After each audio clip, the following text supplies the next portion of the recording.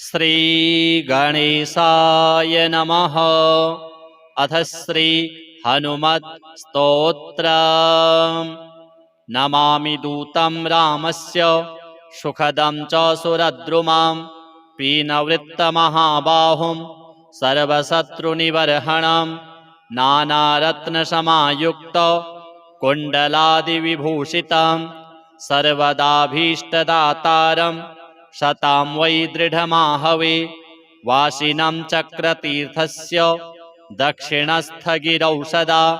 तुङ्गाम्भोधितरङ्गस्य वातेन परिशोभिते नानादेशागतैः सद्भिः सेव्यमानं नृपोत्तमैः धूपदीपादिनैवेद्यैः पञ्चखाद्यैश्च शक्तितः भजामि श्रीहनुमन्तं हेमकान्तिसमप्रभां व्यासतीर्थयतीन्द्रेण पूजितं प्रणिधानतः त्रिवारं यः पठेन्नित्यं स्तोत्रं भक्त्या द्विजोत्तमः वाञ्छितं लभतेऽभीष्टं षड्मासाभ्यन्तरे खलु पुत्रार्थी लभते पुत्रं यशोर्थी लभते यशः विद्यार्थी लभते विद्यां धनार्थी लभते धनं सर्वथा मास्तु सन्देहो हरिः साक्षी जगत्पतिः यः करोत्यत्र सन्देहं स याति निरयं ध्रुवम्। अथ श्री ऋणमोचक मंगल स्तोत्र। मंगलो भूमिपुत्रश्च ऋणहर्ता धनप्रदः स्थिरासनो महाकायः सर्वकर्मा विरोधकः लोहितो लोहिताक्षश्च सामगानां कृपाकरः धरात्मजः कुजो भौमो भूतिदो भूमिनन्दनः अंगारको यमश्चैव सर्वरोगापहारकः वृष्टेः कर्तापहर्ता च सर्वकामफलप्रदः एतानि कुजनामानि नित्यं यः श्रद्धया पठेत् ऋणं न जायते तस्य धनं शीघ्रमवाप्नुयात् धरणीगर्भसम्भूतं विद्युत्कान्तिसमप्रभां कुमारं शक्तिहस्तं च मङ्गलं प्रणमाम्यहम्। स्तोत्रमङ्गारकस्यैतत् पठनीयं सदा नृभिः न तेषां भौमजा पीडा स्वल्पापि भवति क्वचित् अंगारकमहाभाग भगवन् भक्तवत्सल त्वां नमामि ममाशेष मृणमाशु विनाशय ऋणरोगादिदारिद्र्यं ये चान्येऽपमृत्यवः भयक्लेशमनस्ताप नश्यन्तु मम सर्वदा अतिवक्रदुराराध्य भोगमुक्तजितात्मनः तुष्टो ददासि साम्राज्यं रुष्टो हरसि तत्क्षणात् विरिञ्चि शक्रविष्णूनां मनुष्याणां तु का कथा तेन त्वं सर्वसत्त्वेन ग्रहराजो महाबलः पुत्रान् देहि धनं देहि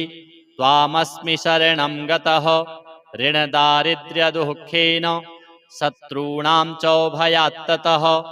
एभिर्द्वादशभिः श्लोकैर्यः स्तौति च धरासुतं महतीं श्रियमाप्नोति ह्यपरो धनदो युवा। अथ श्री मंगला गौरी स्तोत्र। ओं ह्रीं श्रीं क्लीं सर्वपूज्ये देवी मंगलचंडिके ऐं क्रूं फट् स्वाहेत्येवं चाप्येकविंशाक्षरो मनुः पूज्यः कल्पतरुश्चैव भक्तानां सर्वकामदः दशलक्षजपेनैव मन्त्रसिद्धिर्भवेन्द्रिणां मन्त्रसिद्धिर्भवेद् यस्य स विष्णुः सर्वकामदः ध्यानै च श्रूयतां ब्रह्मन् वेदोक्तं सर्वसम्मतं देवीं षोडशवर्षीयां रम्यां सुस्थिरयौवनां सर्वरूपगुणाढ्यां च कोमलाङ्गीं मनोहरां श्वेतचम्पकवर्णाभां चन्द्रकोटिसमप्रभां वहनिशुद्धांशुकाधानां रत्नभूषणभूषितां बिभ्रतीं कबरीभारं मल्लिकामाल्यभूषितं बिम्बोष्टीं सुदतीं शुद्धां शरत्पद्मनिभाननाम् ईषद्धास्य प्रसन्नास्यां सुनीलोत्पललोचनां जगद्धात्रीं च दात्रीं च सर्वेभ्यः सर्वसम्पदां संसारसागरे घोरे पीतरूपां वरां भजे देव्याश्च ध्यानमित्येवं स्तवनं श्रूयतां मुने प्रयतः सङ्कटग्रस्तो येन तुष्टाव शङ्करः शङ्कर उवाच रक्ष रक्ष जगन्मातर्देवी मङ्गलचण्डिके संहर्त्री विपदां राशिर्हर्षमङ्गलकारिके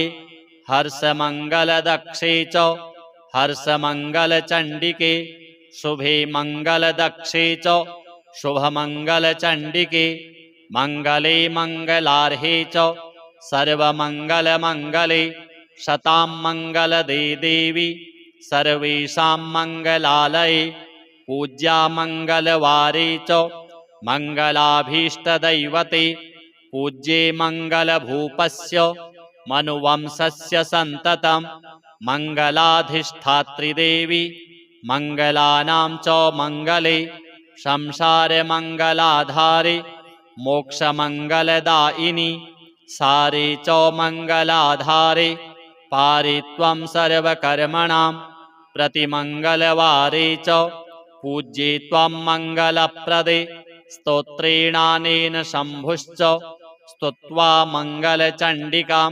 प्रतिमङ्गलवारे च पूजां कृत्वा गतः शिवः देव्याश्च मङ्गलस्तोत्रं यः शृणोति समाहितः तन्मङ्गलं भवेच्छस्वन् न भवेत्तदमङ्गलं प्रथमे पूजिता देवी शम्भुना सर्वमङ्गला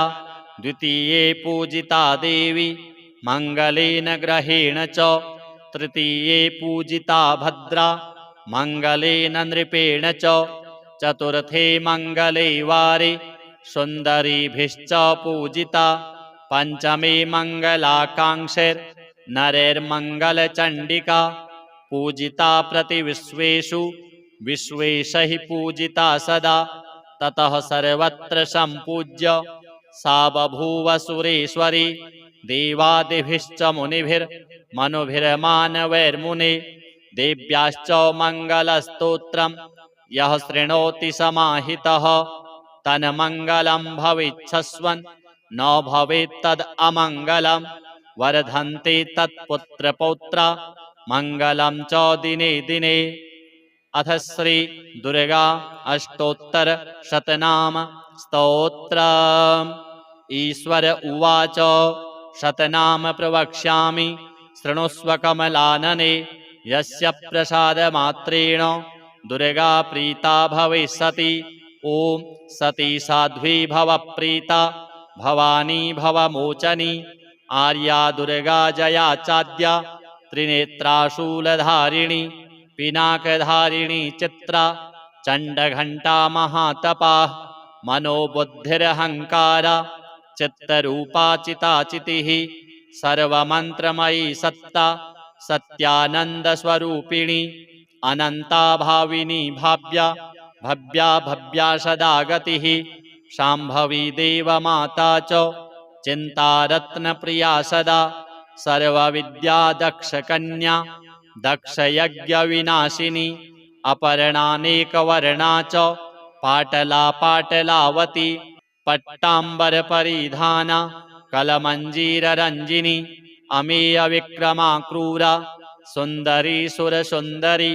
वनदुर्गा च मातङ्गी मतङ्गमुनिपूजिता ब्राह्मी माहेश्वरी चैन्द्री कौमारी वैष्णवी तथा चामुण्डा चैव वाराही लक्ष्मीश्च पुरुषाकृतिः विमलोत्कर्षिणी ज्ञाना क्रिया नित्या च बुद्धिदा बहुला बहुलप्रेमा सर्ववाहनवाहना निशुम्भशुम्भहननी महिषासुरमर्दिनी मधुकैटभहन्त्री च चण्डमुण्डविनाशिनी सर्वासुरविनाशा च सर्वदानवघातिनी सर्वशास्त्रमयी सत्या सर्वास्त्रधारिणी तथा अनेकशस्त्रहस्ता च अनेकास्त्रस्य धारिणी कुमारी चैककन्या च कैशोरी यवती यतिः अप्रौढा चैव प्रौढा च वृद्धमाता बलप्रदा महोदरी मुक्तकेशी घोररूपा महाबला अग्निज्वाला रौद्रमुखी कालरात्रिस्तपस्विनी नारायणी भद्रकाली विष्णुमाया जलोदरी शिवदूती कराली च अनंता परमेश्वरी कात्यायनी च सावित्री प्रत्यक्षा ब्रह्मवादिनी य इदं प्रपठेन्नित्यं दुर्गा नाम शताष्टकं नासाध्यं विद्यते देवी त्रिषु लोकेषु पार्वती धनं धान्यं सुतं जायां हयं हस्तिनमेव च चतुर्वर्गं तथा चान्ते लभेन्मुक्तिं च शाश्वतीं कुमारीं पूजयित्वा तु ध्यात्वा देवीं सुरेश्वरीं पूजयेत्परया भक्त्या पठेन्नाम शताष्टकं तस्य सिद्धिर्भवेद्देवी सर्वैः सुरवरैरपि राजानो दासतां यान्ति राज्यश्रियमवाप्नुयात् गोरोचनालक्तककुङ्कमेन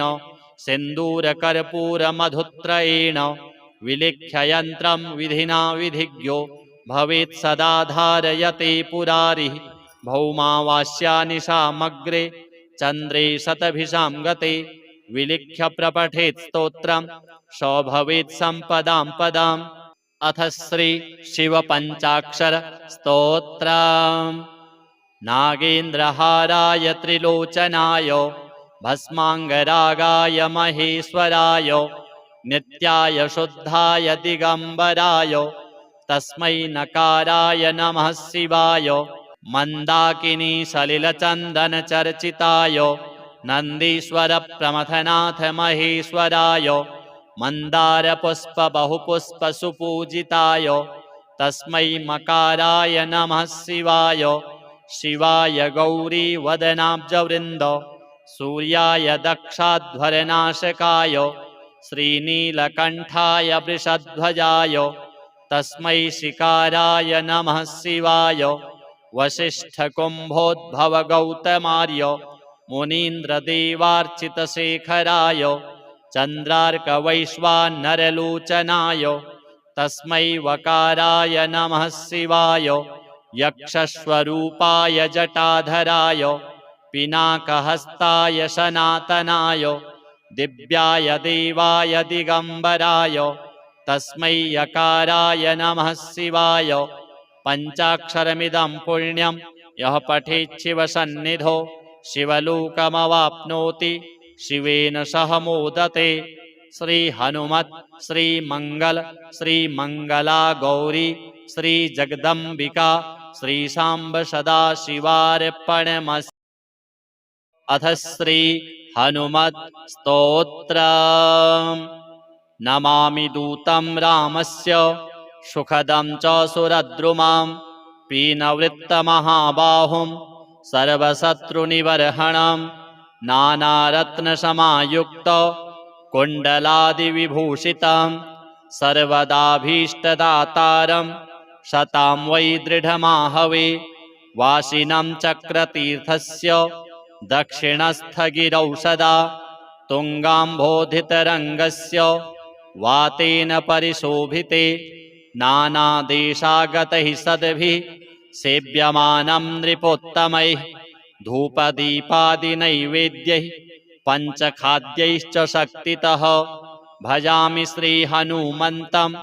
हेमकान्तिसमप्रभां व्यासतीर्थयतीन्द्रेण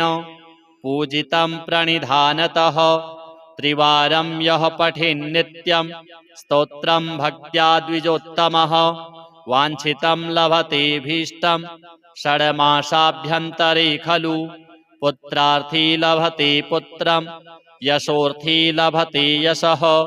विद्यार्थी लभते विद्यां धनार्थी लभते धनं सर्वथा मास्तु सन्देहो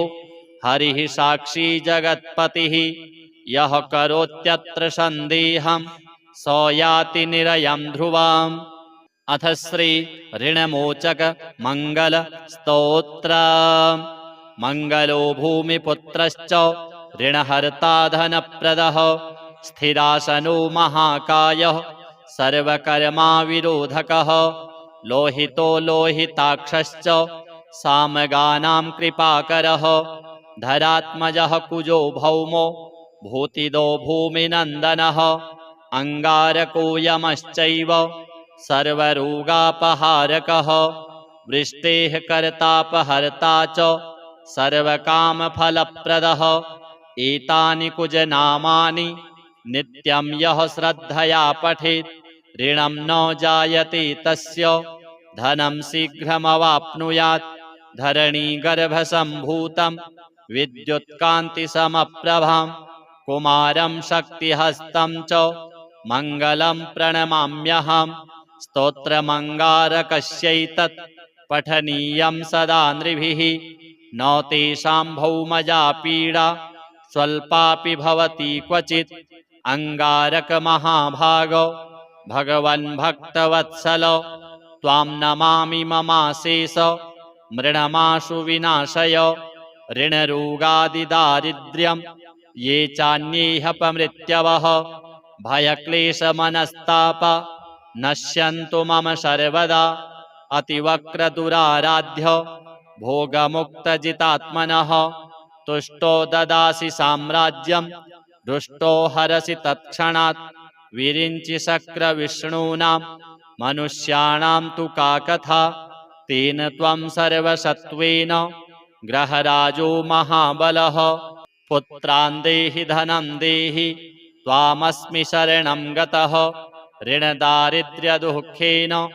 शत्रूणां च भयात्ततः एभिर्द्वादशभिः श्लोकैर्यः स्तौति च धरासुतं महतीं श्रियमाप्नोति ह्यपरो धनदो युवा अथ श्री मंगला गौरी स्तोत्र। ओम ह्रीं श्रीं क्लीं सर्वपूज्ये देवी मंगलचंडिके ऐं क्रूं फट् स्वाहेत्येवं चाप्येकविंशाक्षरो मनुः पूज्यः कल्पतरुश्चैव भक्तानां सर्वकामदः दशलक्षजपेनैव मन्त्रसिद्धिर्भवेन्द्रिणां मन्त्रसिद्धिर्भवेद् यस्य स विष्णुः सर्वकामदः ध्यानै च श्रूयतां ब्रह्मन् वेदोक्तं सर्वसम्मतं देवीं षोडशवर्षीयां रम्यां सुस्थिरयौवनां सर्वरूपगुणाढ्यां च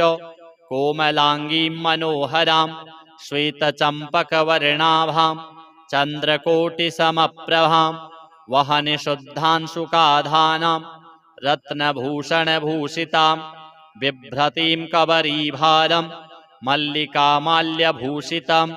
बिम्बोष्टीं सुदतीं शुद्धां शरत्पद्मनिभाननां ईषद्धास्य प्रसन्नास्यां सुनीलोत्पललोचनां जगद्धात्रीं च दात्रीं च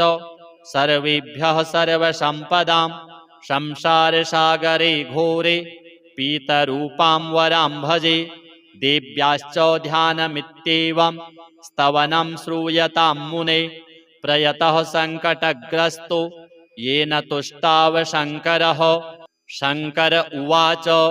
रक्ष रक्ष जगन्मातर्देवी मङ्गलचण्डिके संहर्त्री विपदां राशिर्हर्षमङ्गलकारिके हर्षमङ्गलदक्षे च हर्षमङ्गलचण्डिके शुभे मङ्गलदक्षे च शुभमङ्गलचण्डिके मङ्गले मङ्गलार्हे च सर्वमङ्गलमङ्गले शतां मङ्गलदे देवी सर्वेषां मङ्गलालये पूज्या मङ्गलवारे च मङ्गलाभीष्टदैवते पूज्ये मङ्गलभूपस्य मनुवंशस्य सन्ततं मङ्गलाधिष्ठात्रिदेवी मङ्गलानां च मङ्गले संसारमङ्गलाधारे मोक्षमङ्गलदायिनि सारे च मङ्गलाधारे पारे त्वं सर्वकर्मणां प्रतिमङ्गलवारे च पूज्ये त्वं मङ्गलप्रदे स्तोत्रेणानेन शम्भुश्च स्तुत्वा मङ्गलचण्डिकां प्रतिमङ्गलवारे च पूजां कृत्वा गतः शिवः देव्याश्च मङ्गलस्तोत्रं यः शृणोति समाहितः तन्मङ्गलं भवेच्छस्वन् न भवेत्तदमङ्गलं। प्रथमे पूजिता देवी शम्भुना सर्वमङ्गला द्वितीये पूजिता देवी मङ्गलेन ग्रहेण च तृतीये पूजिता भद्रा मङ्गलेन नृपेण च चतुर्थे मङ्गले वारे सुन्दरीभिश्च पूजिता पञ्चमे मङ्गलाकाङ्क्षैर्नरैर्मङ्गलचण्डिका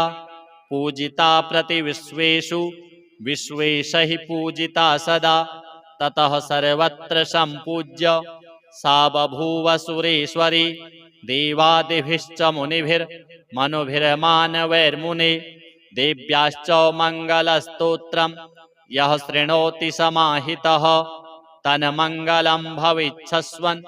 न भवेत्तदमङ्गलं। वर्धन्ते तत्पुत्रपौत्रा मङ्गलं च दिने दिने। अथ श्री दुर्गा अष्टोत्तर शतनाम स्तोत्रम्। ईश्वर उवाच शतनाम प्रवक्ष्यामि शृणुष्व कमलानने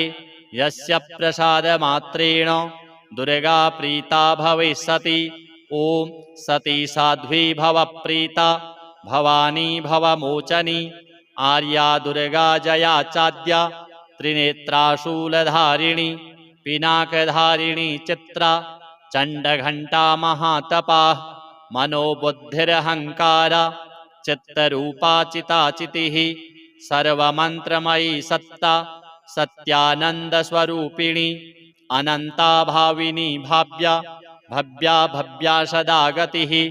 शाम्भवी देवमाता च चिन्तारत्नप्रिया सदा सर्वविद्या दक्षकन्या दक्षयज्ञविनाशिनी अपर्णानेकवर्णा च पाटला पाटलावती पट्टाम्बरपरिधाना कलमञ्जीररञ्जिनी अमेयविक्रमा क्रूरा सुन्दरी सुरसुन्दरी वनदुर्गा च मातङ्गी मतङ्गमुनिपूजिता ब्राह्मी माहेश्वरी चैन्द्री कौमारी वैष्णवी तथा चामुण्डा चैव वाराही लक्ष्मीश्च पुरुषाकृतिः विमलोत्कर्षिणी ज्ञाना क्रिया नित्या च बुद्धिदा बहुला बहुलप्रेमा सर्ववाहनवाहना निशुम्भशुम्भहननी महिषासुरमर्दिनी मधुकैटभहन्त्री च चण्डमुण्डविनाशिनी सर्वासुरविनाशा च सर्वदानवघातिनी सर्वशास्त्रमयी सत्या सर्वास्त्रधारिणी तथा अनेकशस्त्रहस्ता च अनेकास्त्रस्य धारिणी कुमारी चैककन्या च कैशौरी यवती यतिः अप्रौढा चैव प्रौढा च वृद्धमाता बलप्रदा महोदरी मुक्तकेशी घोररूपा महाबला अग्निज्वाला रौद्रमुखी कालरात्रिस्तपस्विनी नारायणी भद्रकाली विष्णुमाया जलोदरी शिवदूती कराली च अनन्ता परमेश्वरी कात्यायनी च सावित्री प्रत्यक्षा ब्रह्मवादिनी य इदं प्रपठेन्नित्यं दुर्गा नाम शताष्टकं नासाध्यं विद्यते देवी त्रिषु लोकेषु पार्वती धनं धान्यं सुतं जायां हयं हस्तिनमेव च चतुर्वर्गं तथा चान्ते लभेन्मुक्तिं च शाश्वतीं कुमारीं पूजयित्वा तु ध्यात्वा देवीं सुरेश्वरीं पूजयेत्परया भक्त्या पठेन्नाम शताष्टकं तस्य सिद्धिर्भवेद्देवी सर्वैः सुरवरैरपि राजानो दासतां यान्ति राज्यश्रियमवाप्नुयात् गोरोचनालक्तककुङ्कमेन सिन्दूरकर्पूरमधुत्रयेण विलिख्य यन्त्रं विधिना विधिज्ञो भवेत् सदा धारयते पुरारिः भौमावास्यानिशामग्रे चन्द्रे शतभिषां गते विलिख्य प्रपठेत् स्तोत्रं स भवेत् सम्पदां पदाम्। अथ श्री शिव पंचाक्षर स्तोत्रम्। नागेन्द्रहाराय त्रिलोचनाय भस्मांगरागाय महेश्वराय नित्याय शुद्धाय दिगंबराय तस्मै नकाराय नमः शिवाय। मंदाकिनी सलिलचंदन चर्चिताय नंदीश्वर प्रमथनाथ महेश्वराय मंदार पुष्प बहुपुष्प सुपूजिताय तस्मै मकाराय नमः शिवाय। शिवाय गौरी वदनाब्जवृंद सूर्याय दक्षाध्वरनाशकाय श्रीनीलकंठाय वृषध्वजाय तस्मै शिकाराय नमः शिवाय। वसिष्ठकुम्भोद्भव गौतमार्य मुनीन्द्रदेवार्चितशेखराय चन्द्रार्कवैश्वानरलोचनाय तस्मै वकाराय नमः शिवाय। यक्षस्वरूपाय जटाधराय पिनाकहस्ताय सनातनाय दिव्याय देवाय दिगंबराय तस्मै यकाराय नमः शिवाय। पंचाक्षरमिदं पुण्यं यः पठेत् शिवसन्निधौ शिवलोकमवाप्नोति शिवेन सह मोदते। श्री हनुमत श्री मंगल श्री मंगला गौरी श्री जगदम्बिका श्री सांब सदा शिवार्पणमस्तु। अथ श्री हनुमत स्तोत्रम्। नमामि दूतं रामस्य सुखदं च सुरद्रुमां पीनवृत्तमहाबाहुं सर्वशत्रुनिबर्हणं नानारत्नसमायुक्त कुण्डलादिविभूषितं सर्वदाभीष्टदातारं शतां वै दृढमाहवे। वासिनं चक्रतीर्थस्य दक्षिणस्थगिरौ सदा तुङ्गाम्भोधितरङ्गस्य वातेन परिशोभिते नानादेशागतैः सद्भिः सेव्यमानं नृपोत्तमैः धूपदीपादिनैवेद्यैः पञ्चखाद्यैश्च शक्तितः। भजामि श्रीहनुमन्तं हेमकान्तिसमप्रभां व्यासतीर्थयतीन्द्रेण पूजितं प्रणिधानतः। त्रिवारं यः पठेन्नित्यं स्तोत्रं भक्त्या द्विजोत्तमः वाञ्छितं लभतेऽभीष्टं षड्मासाभ्यन्तरे खलु। पुत्रार्थी लभते पुत्रं यशोर्थी लभते यशः विद्यार्थी लभते विद्यां धनार्थी लभते धनं। सर्वथा मास्तु सन्देहो हरिः साक्षी जगत्पतिः यः करोत्यत्र सन्देहं स याति निरयं ध्रुवम्। अथ श्री ऋणमोचक मंगल स्तोत्रम्। मंगलो भूमिपुत्रश्च ऋणहर्ता धनप्रदः स्थिरासनो महाकायः सर्वकर्मा विरोधकः लोहितो लोहिताक्षश्च सामगानां कृपाकरः धरात्मजः कुजो भौमो भूतिदो भूमिनन्दनः अंगारको यमश्चैव सर्वरोगापहारकः वृष्टेः कर्तापहर्ता च सर्वकामफलप्रदः। एतानि कुजनामानि नित्यं यः श्रद्धया पठेत् ऋणं न जायते तस्य धनं शीघ्रमवाप्नुयात्। धरणीगर्भसम्भूतं विद्युत्कान्तिसमप्रभां कुमारं शक्तिहस्तं च मङ्गलं प्रणमाम्यहम्। स्तोत्रमङ्गारकस्यैतत् पठनीयं सदा नृभिः न तेषां भौमजा पीडा स्वल्पापि भवति क्वचित्।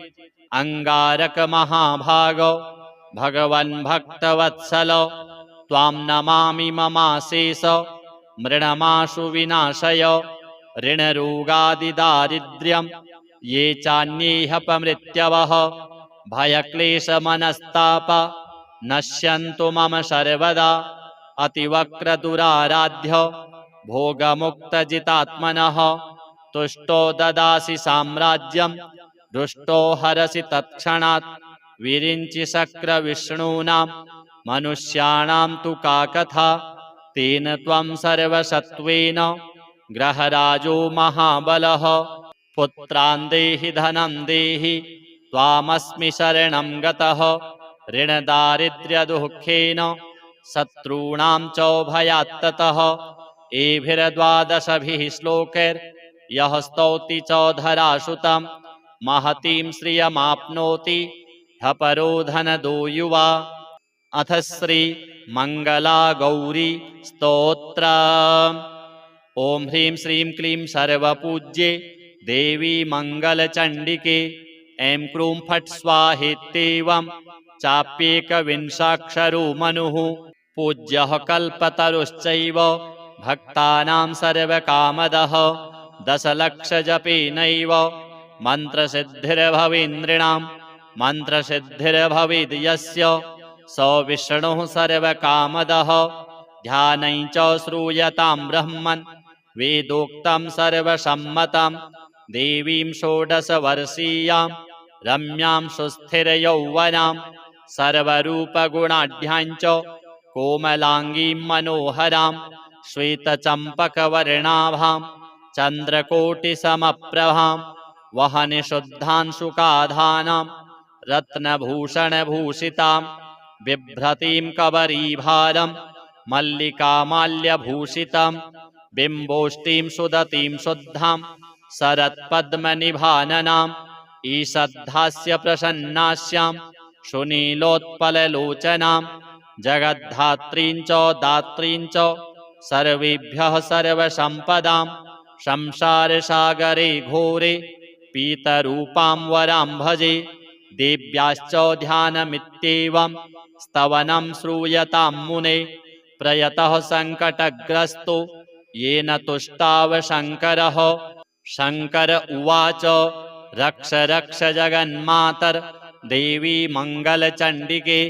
संहर्त्री विपदां राशिर्हर्षमङ्गलकारिके हर्षमङ्गलदक्षे च हर्षमङ्गलचण्डिके शुभे मङ्गलदक्षे च शुभमङ्गलचण्डिके मङ्गले मङ्गलार्हे च सर्वमङ्गलमङ्गले शतां मङ्गलदे देवी सर्वेषां मङ्गलालये पूज्या मङ्गलवारे च मङ्गलाभीष्टदैवते पूज्ये मङ्गलभूपस्य मनुवंशस्य सन्ततं मङ्गलाधिष्ठात्रिदेवी मङ्गलानां च मङ्गले संसारमङ्गलाधारे मोक्षमङ्गलदायिनि सारे च मङ्गलाधारे पारे त्वं सर्वकर्मणां प्रतिमङ्गलवारे च पूज्ये त्वं मङ्गलप्रदे स्तोत्रेणानेन शम्भुश्च स्तुत्वा मङ्गलचण्डिकां प्रतिमङ्गलवारे च पूजां कृत्वा गतः शिवः देव्याश्च मङ्गलस्तोत्रं यः शृणोति समाहितः तन्मङ्गलं भवेच्छस्वन् न भवेत्तदमङ्गलं। प्रथमे पूजिता देवी शम्भुना सर्वमङ्गला द्वितीये पूजिता देवी मङ्गलेन ग्रहेण च तृतीये पूजिता भद्रा मङ्गलेन नृपेण च चतुर्थे मङ्गले वारे सुन्दरीभिश्च पूजिता पञ्चमे मङ्गलाकाङ्क्षैर्नरैर्मङ्गलचण्डिका पूजिता प्रतिविश्वेषु विश्वेशैः पूजिता सदा ततः सर्वत्र सम्पूज्य सा बभूव सुरेश्वरी देवादिभिश्च मुनिभिर्मनुभिर्मानवैर्मुने देव्याश्च मङ्गलस्तोत्रं यः शृणोति समाहितः तन्मङ्गलं भवेच्छस्वन् न भवेत्तद् अमङ्गलं। वर्धन्ते तत्पुत्रपौत्रा मङ्गलं च दिने दिने। अथ श्री दुर्गा अष्टोत्तर शतनाम स्तोत्र। ईश्वर उवाच शतनाम प्रवक्ष्यामि शृणुष्व कमलानने यस्य प्रसादमात्रेण दुर्गा प्रीता भविष्यति। ॐ सती साध्वी भव प्रीता भवानी भवमोचनी आर्या दुर्गा जया चाद्या त्रिनेत्रा शूलधारिणी पिनाकधारिणी चित्रा चण्डघण्टा महातपाः मनोबुद्धिरहङ्कार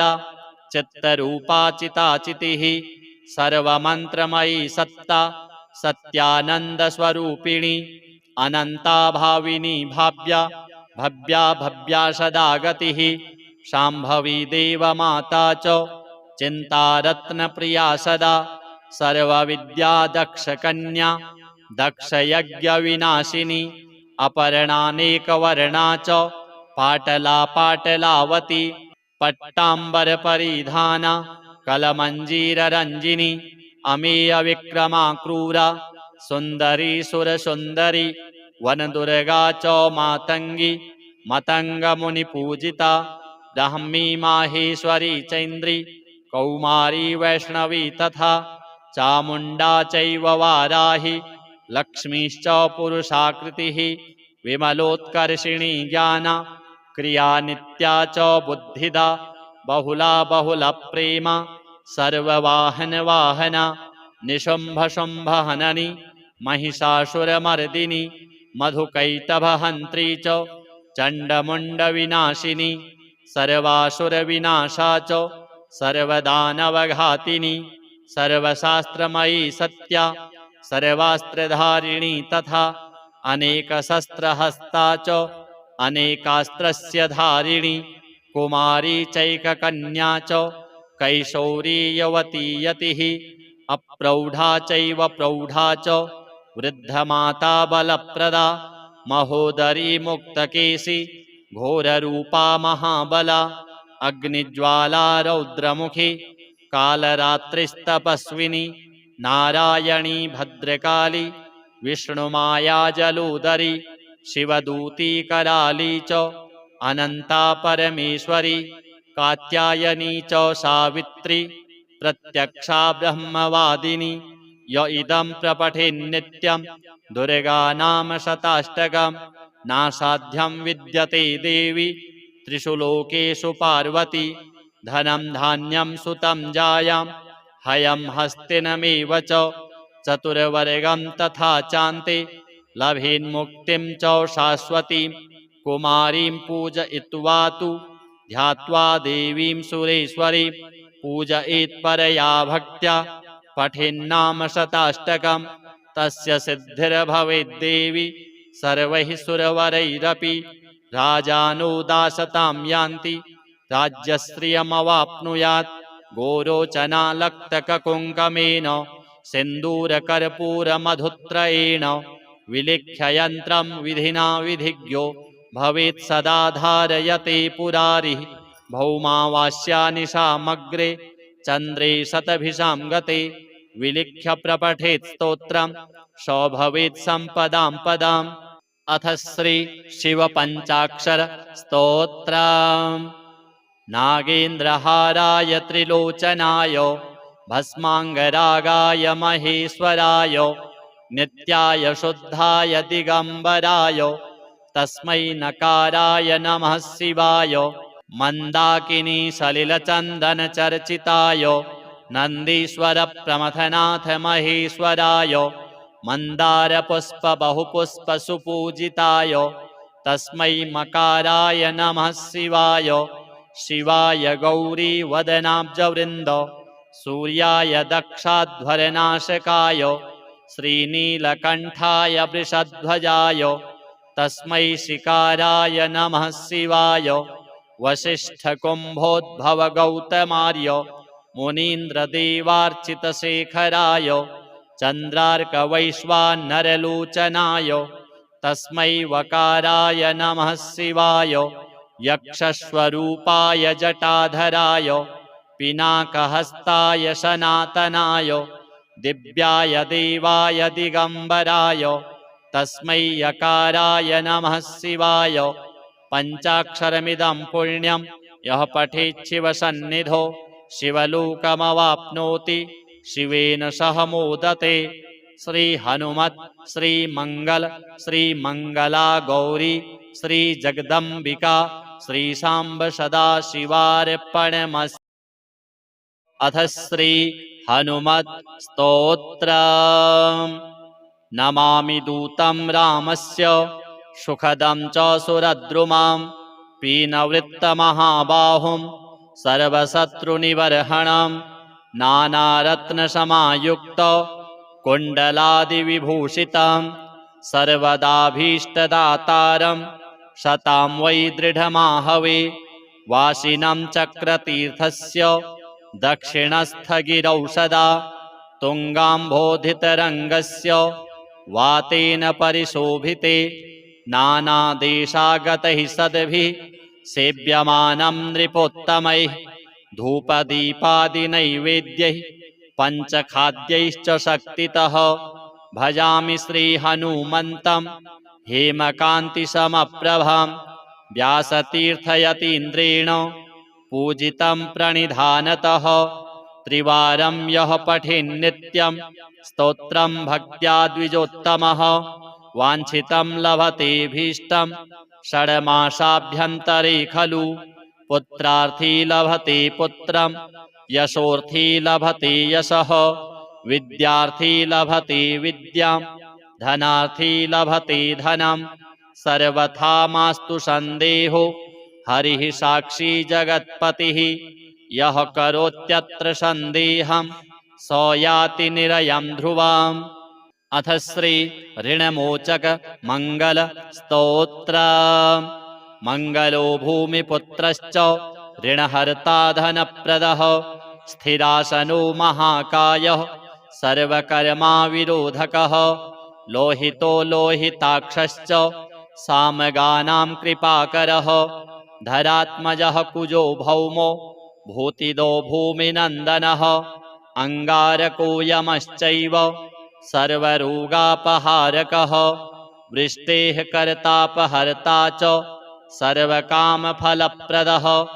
एतानि कुजनामानि नित्यं यः श्रद्धया पठेत् ऋणं न जायते तस्य धनं शीघ्रमवाप्नुयात् धरणीगर्भसम्भूतं विद्युत्कान्तिसमप्रभां कुमारं शक्तिहस्तं च मङ्गलं प्रणमाम्यहं स्तोत्रमङ्गारकस्यैतत् पठनीयं सदा नृभिः न तेषां भौमजा पीडा स्वल्पापि भवति क्वचित् अंगारकमहाभाग भगवन् भक्तवत्सल त्वां नमामि ममाशेष मृणमाशु विनाशय ऋणरोगादिदारिद्र्यं ये चान्येऽपमृत्यवः भयक्लेशमनस्ताप नश्यन्तु मम सर्वदा अतिवक्रदुराराध्य भोगमुक्तजितात्मनः तुष्टो ददासि साम्राज्यं रुष्टो हरसि तत्क्षणात् विरिञ्चि शक्रविष्णूनां मनुष्याणां तु का कथा तेन त्वं सर्वसत्त्वेन ग्रहराजो महाबलः पुत्रान् देहि धनं देहि त्वामस्मि शरणं गतः ऋणदारिद्र्यदुःखेन शत्रूणां च भयात्ततः एभिर्द्वादशभिः श्लोकैर्यः स्तौति च धरासुतं महतीं श्रियमाप्नोति ह्यपरो धनदो युवा। अथ श्री मंगला गौरी स्तोत्र। ओम ह्रीं श्रीं क्लीं सर्वपूज्ये देवी मंगलचंडिके ऐं क्रूं फट् स्वाहेत्येवं चाप्येकविंशाक्षरो मनुः पूज्यः कल्पतरुश्चैव भक्तानां सर्वकामदः दशलक्षजपेनैव मन्त्रसिद्धिर्भवेन्द्रिणां मन्त्रसिद्धिर्भवेद् यस्य स विष्णुः सर्वकामदः ध्यानं च श्रूयतां ब्रह्मन् वेदोक्तं सर्वसम्मतं देवीं षोडशवर्षीयां रम्यां सुस्थिरयौवनां सर्वरूपगुणाढ्यां च कोमलाङ्गीं मनोहरां श्वेतचम्पकवर्णाभां चन्द्रकोटिसमप्रभां वहनिशुद्धांशुकाधानां रत्नभूषणभूषितां बिभ्रतीं कबरीभारं मल्लिकामाल्यभूषितं बिम्बोष्टीं सुदतीं शुद्धां शरत्पद्मनिभाननां ईषद्धास्य प्रसन्नास्यां सुनीलोत्पललोचनां जगद्धात्रीं च दात्रीं च सर्वेभ्यः सर्वसम्पदां संसारसागरे घोरे पीतरूपां वरां भजे। देव्याश्च ध्यानमित्येवं स्तवनं श्रूयतां मुने प्रयतः सङ्कटग्रस्तो येन तुष्टाव शङ्करः। शङ्कर उवाच रक्ष रक्ष जगन्मातर्देवी मङ्गलचण्डिके संहर्त्री विपदां राशिर्हर्षमङ्गलकारिके हर्षमङ्गलदक्षे च हर्षमङ्गलचण्डिके शुभे मङ्गलदक्षे च शुभमङ्गलचण्डिके मङ्गले मङ्गलार्हे च सर्वमङ्गलमङ्गले शतां मङ्गलदे देवी सर्वेषां मङ्गलालये पूज्या मङ्गलवारे च मङ्गलाभीष्टदैवते पूज्ये मङ्गलभूपस्य मनुवंशस्य सन्ततं मङ्गलाधिष्ठात्रिदेवी मङ्गलानां च मङ्गले संसारमङ्गलाधारे मोक्षमङ्गलदायिनि सारे च मङ्गलाधारे पारे त्वं सर्वकर्मणां प्रतिमङ्गलवारे च पूज्ये त्वं मङ्गलप्रदे स्तोत्रेणानेन शम्भुश्च स्तुत्वा मङ्गलचण्डिकां प्रतिमङ्गलवारे च पूजां कृत्वा गतः शिवः। देव्याश्च मङ्गलस्तोत्रं यः शृणोति समाहितः तन्मङ्गलं भवेच्छस्वन् न भवेत्तदमङ्गलं। प्रथमे पूजिता देवी शम्भुना सर्वमङ्गला द्वितीये पूजिता देवी मङ्गलेन ग्रहेण च तृतीये पूजिता भद्रा मङ्गलेन नृपेण च चतुर्थे मङ्गले वारे सुन्दरीभिश्च पूजिता पञ्चमे मङ्गलाकाङ्क्षैर्नरैर्मङ्गलचण्डिका पूजिता प्रतिविश्वेषु विश्वेशैः पूजिता सदा ततः सर्वत्र सम्पूज्य सा बभूव सुरेश्वरी देवादिभिश्च मुनिभिर्मनुभिर्मानवैर्मुने। देव्याश्च मङ्गलस्तोत्रं यः शृणोति समाहितः तन्मङ्गलं भवेच्छस्वन् न भवेत्तद् अमङ्गलं। वर्धन्ते तत्पुत्रपौत्रा मङ्गलं च दिने दिने। अथ श्री दुर्गा अष्टोत्तर शतनाम स्तोत्रम्। ईश्वर उवाच शतनाम प्रवक्ष्यामि शृणुष्व कमलानने यस्य प्रसादमात्रेण दुर्गा प्रीता भविष्यति। ॐ सती साध्वी भव प्रीता भवानी भवमोचनी आर्या दुर्गा जया चाद्या त्रिनेत्राशूलधारिणी पिनाकधारिणी चित्रा चण्डघण्टा महातपा मनोबुद्धिरहङ्कारा चित्तरूपा चिताचितिः सर्वमन्त्रमयी सत्ता सत्यानन्दस्वरूपिणी अनन्ता भाविनी भाव्या भव्या भव्या सदा गतिः शाम्भवी देवमाता च चिन्तारत्नप्रिया सदा सर्वविद्या दक्षकन्या दक्षयज्ञविनाशिनी अपर्णानेकवर्णा च पाटला पाटलावती पट्टाम्बरपरिधाना कलमञ्जीररञ्जिनी अमेयविक्रमा क्रूरा सुन्दरी सुरसुन्दरी वनदुर्गा च मातङ्गी मतङ्गमुनिपूजिता ब्राह्मी माहेश्वरी चैन्द्री कौमारी वैष्णवी तथा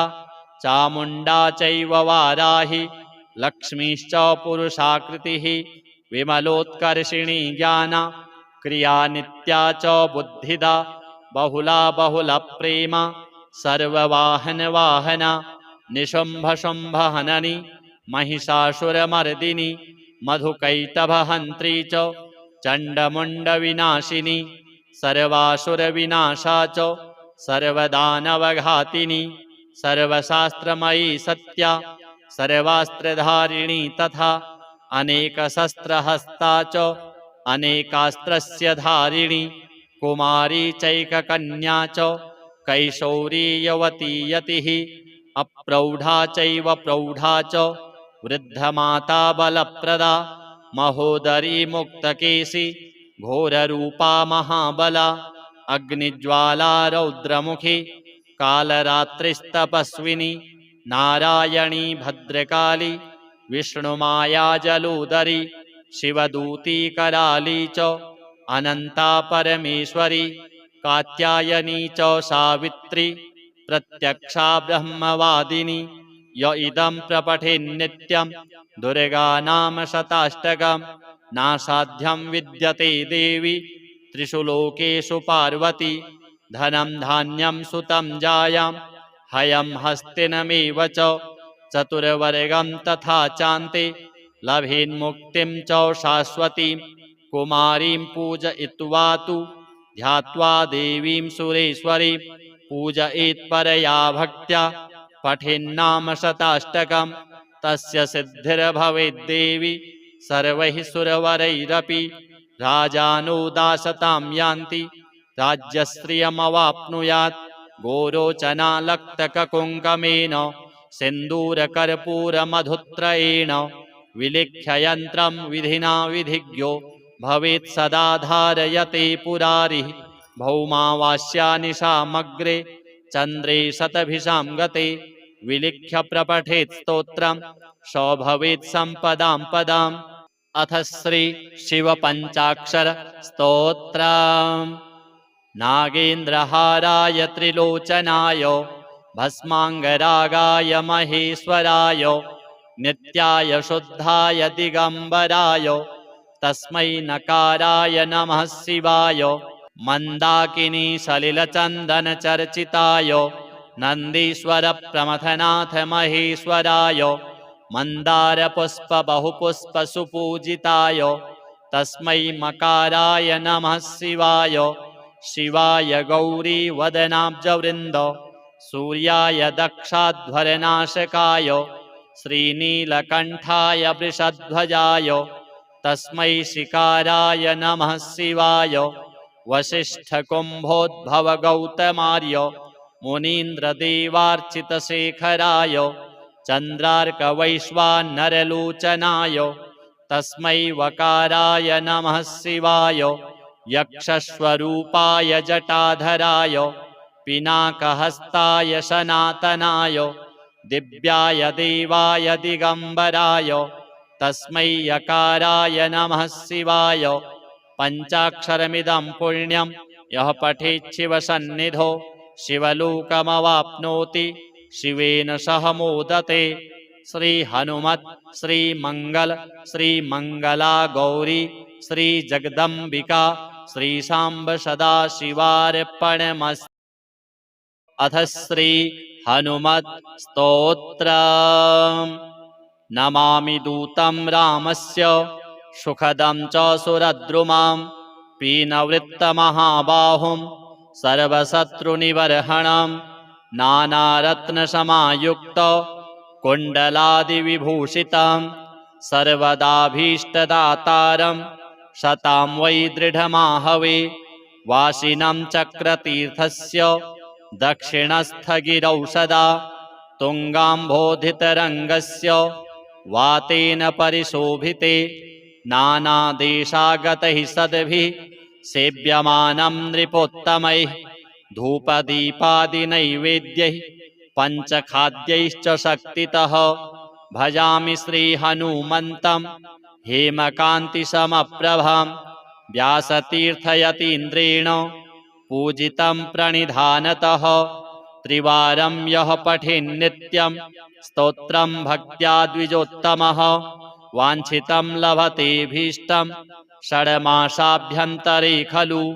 पुत्रार्थी लभते पुत्रं यशोर्थी लभते यशः विद्यार्थी लभते विद्यां धनार्थी लभते धनं सर्वथा मास्तु सन्देहो हरिः साक्षी जगत्पतिः यः करोत्यत्र सन्देहं स याति निरयं ध्रुवाम्। अथ श्री ऋणमोचक मंगल स्तोत्र।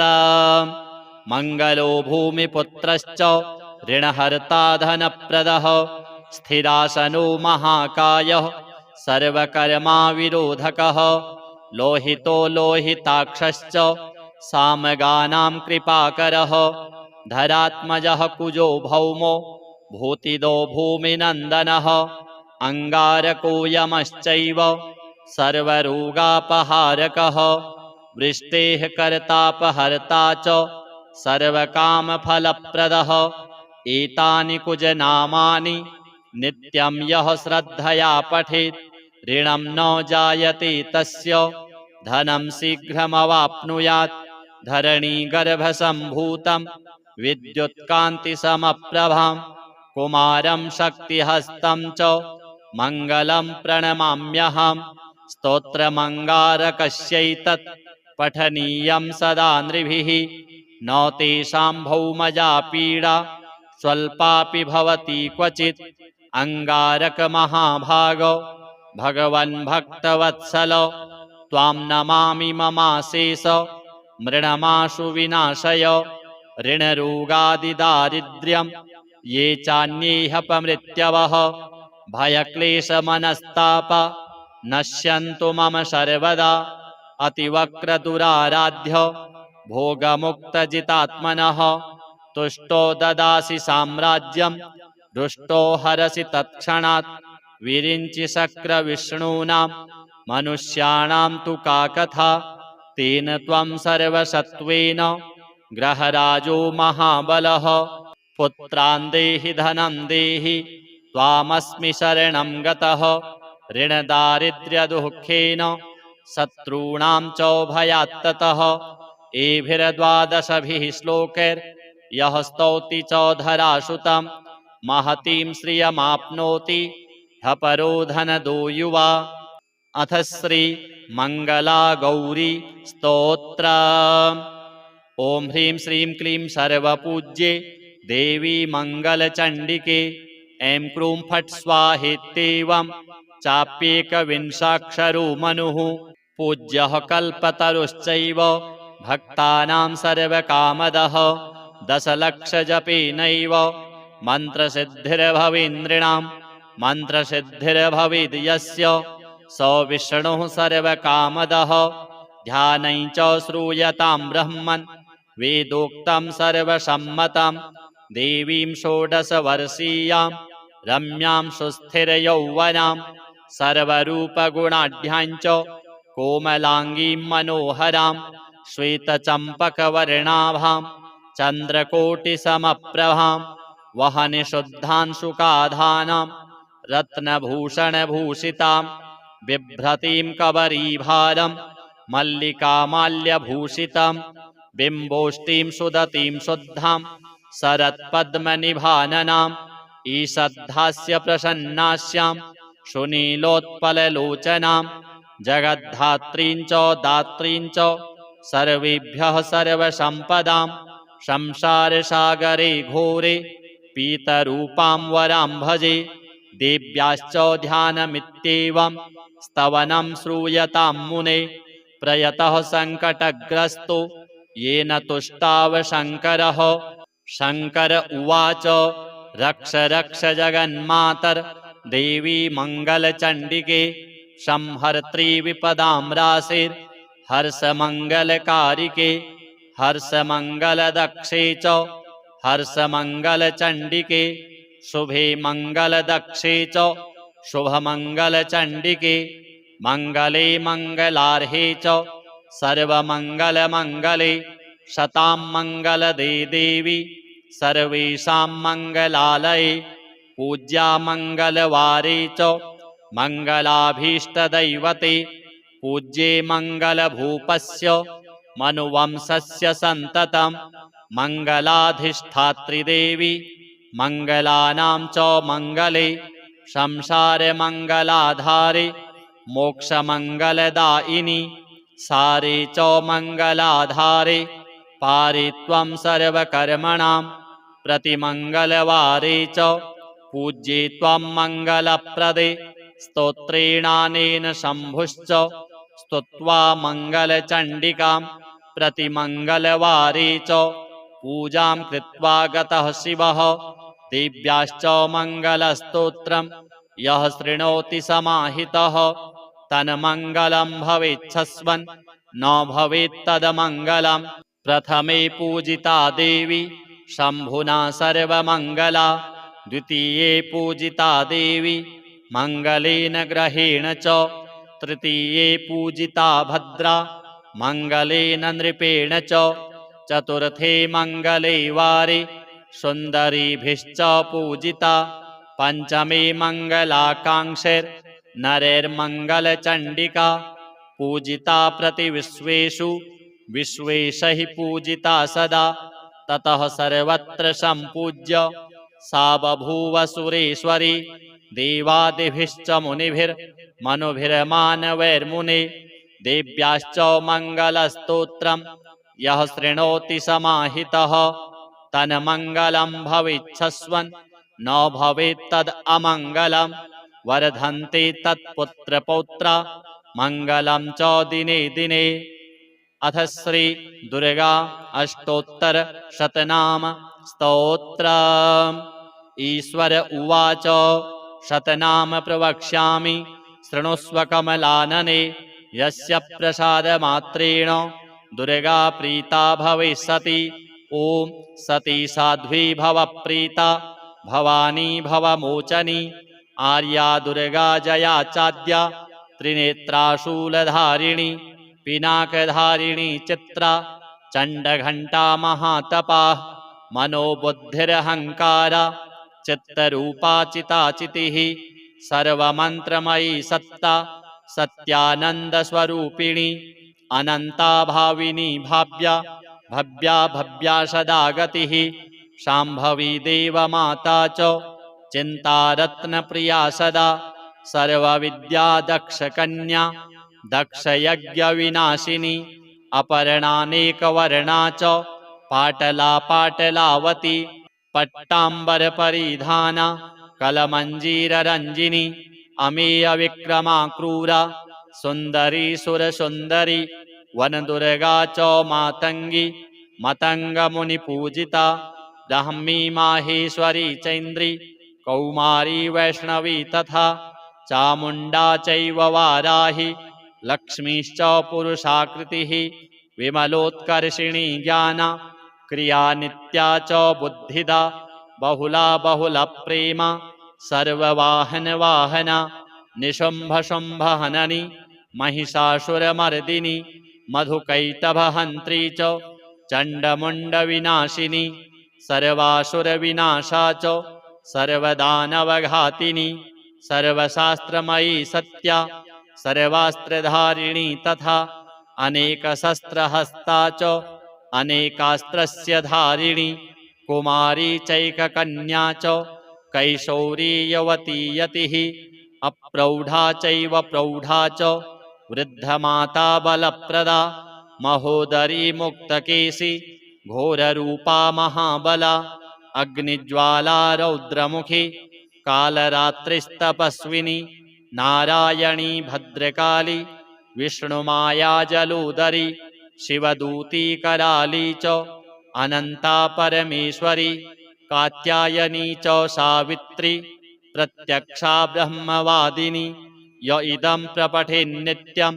दुर्गा नाम शताष्टकं नासाध्यं विद्यते देवी त्रिषु लोकेषु पार्वती धनं धान्यं सुतं जायां हयं हस्तिनमेव च चतुर्वर्गं तथा चान्ते लभेन्मुक्तिं च शाश्वतीं कुमारीं पूजयित्वा तु ध्यात्वा देवीं सुरेश्वरीं पूजयेत्परया भक्त्या पठेन्नाम शताष्टकं तस्य सिद्धिर्भवेद्देवी सर्वैः सुरवरैरपि राजानो दासतां यान्ति राज्यश्रियमवाप्नुयात् गोरोचनालक्तककुङ्कमेन सिन्दूरकर्पूरमधुत्रयेण विलिख्य यन्त्रं विधिना विधिज्ञो भवेत् सदा धारयते पुरारिः भौमावास्यानिशामग्रे चन्द्रे शतभिषां गते विलिख्य प्रपठेत् स्तोत्रं स भवेत् सम्पदां पदाम्। अथ श्री शिवपञ्चाक्षर स्तोत्रम्। नागेन्द्रहाराय त्रिलोचनाय भस्माङ्गरागाय महेश्वराय नित्याय शुद्धाय दिगम्बराय तस्मै नकाराय नमः शिवाय मन्दाकिनी सलिलचन्दनचर्चिताय नन्दीश्वर प्रमथनाथ महेश्वराय मन्दारपुष्पबहुपुष्पसुपूजिताय तस्मै मकाराय नमः शिवाय शिवाय गौरीवदनाब्जवृन्द सूर्याय दक्षाध्वरनाशकाय श्रीनीलकण्ठाय वृषध्वजाय तस्मै शिकाराय नमः शिवाय वसिष्ठकुम्भोद्भवगौतमार्य मुनीन्द्रदेवार्चितशेखराय चन्द्रार्कवैश्वानरलोचनाय तस्मै वकाराय नमः शिवाय यक्षस्वरूपाय जटाधराय पिनाकहस्ताय सनातनाय दिव्याय देवाय दिगम्बराय तस्मै यकाराय नमः शिवाय पञ्चाक्षरमिदं पुण्यं यः पठेत् शिवसन्निधौ शिवलोकमवाप्नोति शिवेन सह मोदते। श्रीहनुमत् श्रीमङ्गल श्रीमङ्गला गौरी श्रीजगदम्बिका श्रीसाम्ब सदाशिवार्पणमस्तु।